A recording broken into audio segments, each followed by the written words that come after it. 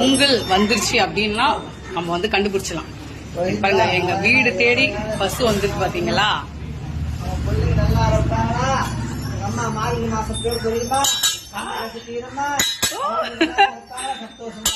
சந்தோஷம். தேங்க்யூ. கண்டிப்பா நன்றி. மாட்டு பொங்கல் அன்னைக்கு மாடு அடிக்க மாட்டாங்க, அவ்வளவு விசேஷமா வச்சு எல்லாருக்குமே தெரிஞ்சதுதான். அன்னைக்கு வந்து அவங்க வந்து அலங்கரிச்சு அந்த அளவுக்கு சூப்பரா வச்சிருப்பாங்க.